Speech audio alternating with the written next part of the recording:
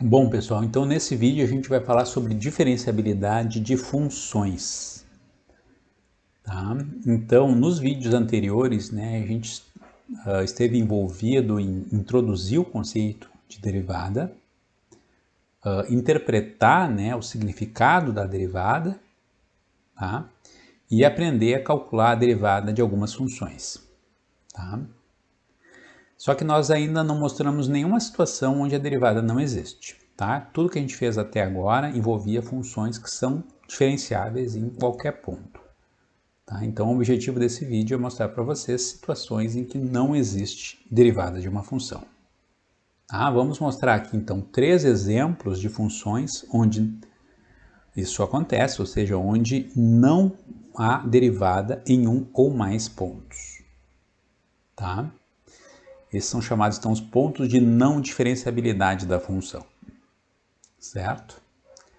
Então, primeiro exemplo, a gente vai começar com uma função que é a função módulo ou valor absoluto de x. F de x igual ao módulo de x, tá?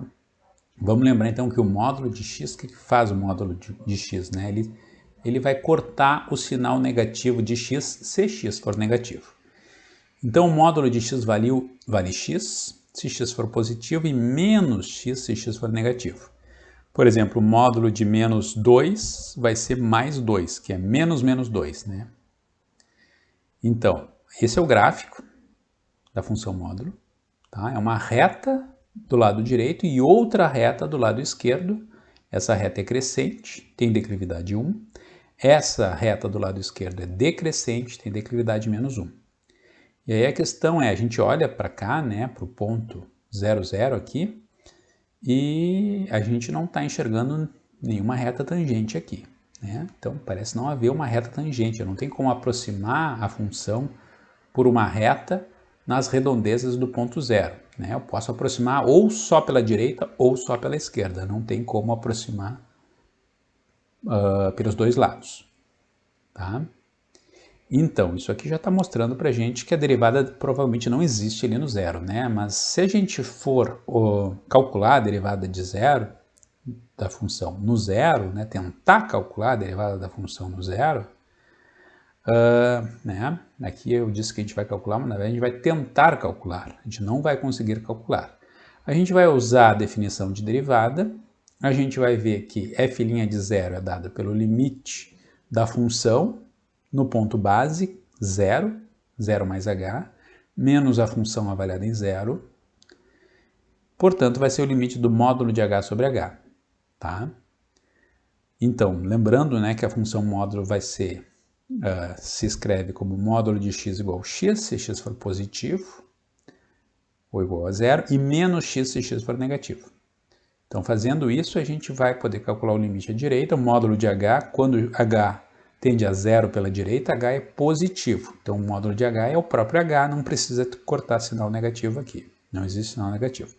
Então, o limite de h sobre h, que vale 1. Tá? À esquerda, o módulo de h vale menos h. Né? h é negativo, o módulo de h é menos h. Então, menos h sobre h é menos 1. Tá? Então, olha só. À direita eu tenho mais 1, aqui embaixo, né? À esquerda, o menos 1. Portanto, os limites laterais são distintos e aí, né, o limite bilateral, que define a derivada, ele não existe. Certo? Então, a gente conclui que f não é diferenciável no ponto 0. Certo? Então, geometricamente, né, a gente nota um bico, né, no gráfico da função módulo. Tá? Então, estão vendo aqui, isso aqui é uma espécie de um bico ali, tá? E esse bico, então, nos mostra que não existe uma reta que aproxime a função por ambos os lados do ponto x igual a 0. Tá? Então, esse é o nosso primeiro exemplo de uma função que não é diferenciável em um ponto do seu domínio. Tá? Então, a gente não tem a noção de reta tangente para essa função nesse ponto. Bom, vamos passar agora para o segundo exemplo. Vamos analisar a função raiz cúbica de x, novamente no zero. Primeiro vamos calcular a derivada da raiz cúbica de x. Raiz cúbica de x é x não terço. Já calculamos derivadas desse tipo antes, né? Então vai ser o quê? Vai ser 1/3 x na 1/3 menos 1, né?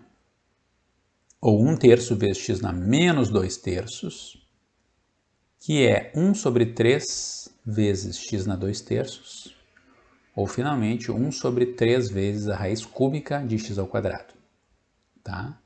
Vocês notem que essa função aqui, que é a derivada, ela não estava definida no zero, né? No zero tem uma divisão para o zero. Então, a derivada da raiz cúbica não está definida em zero, tá? E mais, né? A gente pode ver que o limite da derivada vai ser mais infinito, porque quando eu faço, né, x tender para zero, x ao quadrado, né, x não nulo, mas tendendo para zero, x ao quadrado também vai tender para zero. A raiz cúbica de x ao quadrado vai tender para zero.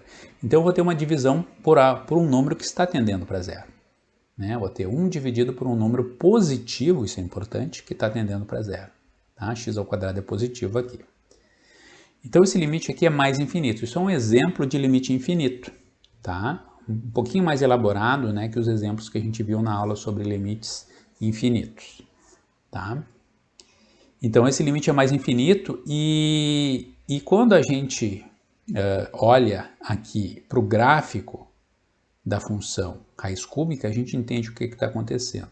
Né? Se eu olhar para o gráfico da função raiz cúbica de x, a gente nota que a derivada de fato está tendendo para mais infinito quando x tende a zero. À medida que eu me aproximo, né, aqui do zero, a derivada está crescendo, né? Por quê? Né? Porque a reta tangente passa a ser cada vez mais inclinada e no limite ela vai ter uma inclinação mais infinito, né? Ou seja, ela não está bem definida, né? A gente chama esse ponto aqui então de tangência vertical. A reta tangente é vertical no ponto zero.